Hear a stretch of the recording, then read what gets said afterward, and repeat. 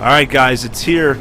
We've been waiting 2 long years for this movie to come out. Ever since they announced it at Comic-Con, I've just been itching to see this movie. Wait, hold on. That's... No. Nope, scratch that. Never mind. That's on Friday. That's on Friday, or Thursday night.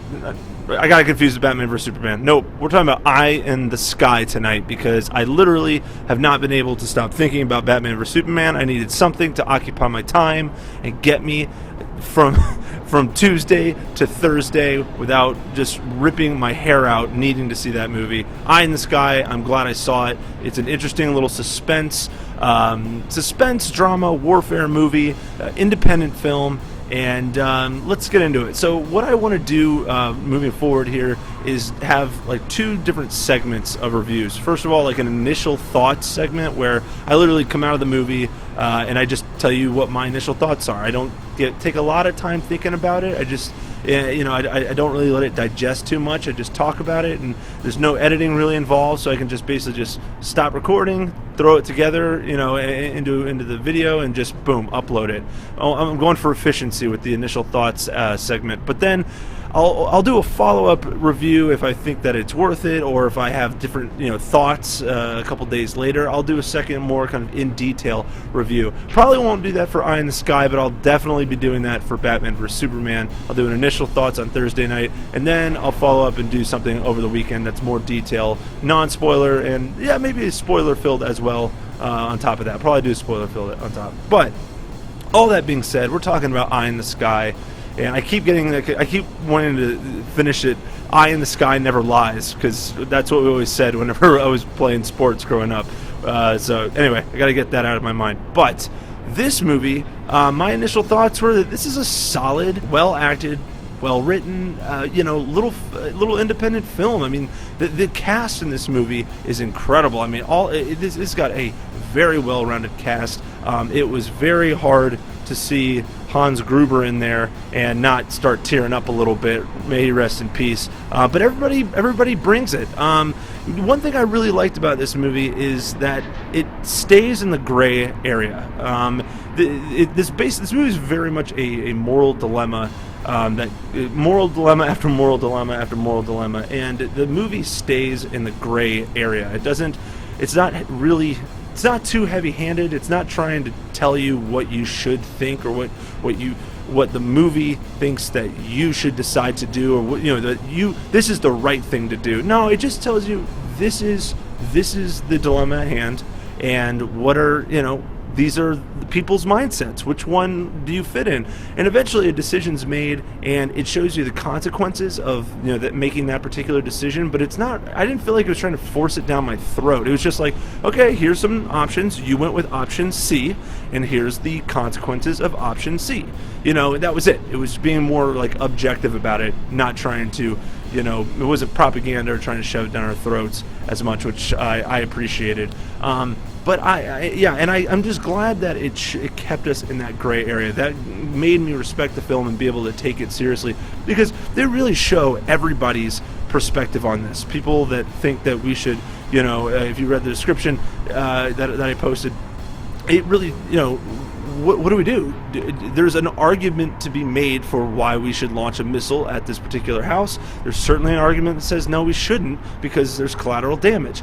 I like that it covered all both sides of that, and it also showed that regardless of who you are involved in this process, or at least these higher up people that are trying to make these decisions, like Helen Mirren, Hans Gruber, everyone else, the guy in the friend zone from Game of Thrones, all these people, they are all really irresponsible, cowardly, lazy, and borderline inept. I don't know what to make of it, but regardless, these characters are just very inept, very cowardly at times, and how they're cowardly is whenever they're presented with a choice, a dilemma that could possibly very much negatively impact their career, they sit there and go, no, you know what, we need to send this up the food chain. I can't make this call.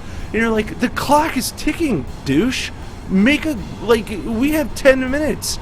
You don't have time to sit there and go try and contact the Secretary of State while he's playing ping pong with, you know, the ambassador of China. Like, what? I really feel really bad for the assistants in these movies. They're the real warriors in this movie. They're the ones who are on the clock, have to get a hold of somebody before this opportunity to launch a missile, goes away. And then these poor assistants are going to be the ones getting crucified because they're going to turn them and be like, hey, you didn't get the Secretary of State on time. You're fired. And, whatever other terrible things are going to come with that. I really felt bad for them.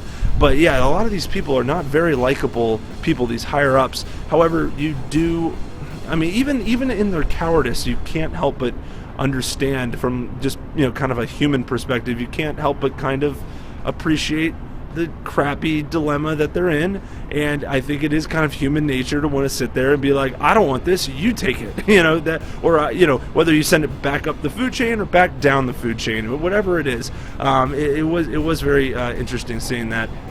Again, acting was great all around. I also thought that they did an effective job of developing, or at least giving us a flavor of some of the characters, in particular the ones that had, who had a bit of the emotional core to the film, in particular Aaron Paul and his partner. For example, there's a part where they're walking from the building where they just got the orders to pilot the drone, and when they're walking from there to their, this trailer where they're actually going to be piloting it. And it's a 45-second walk, basically, but in that 45 seconds, we get a flavor of who these characters are, and as a result, whenever certain tough decisions come their way and it emotionally affects them, and for us, we start to be emotionally affected as well because we spent a little time with them. And I thought that was a very efficient, effective way of getting us to connect with them on an emotional level. Otherwise, I feel like we might not have cared very much if they didn't have that, even that little scene. So I thought that was a smart move on their part. The one thing I'll say about this movie is it is a little bit formulaic.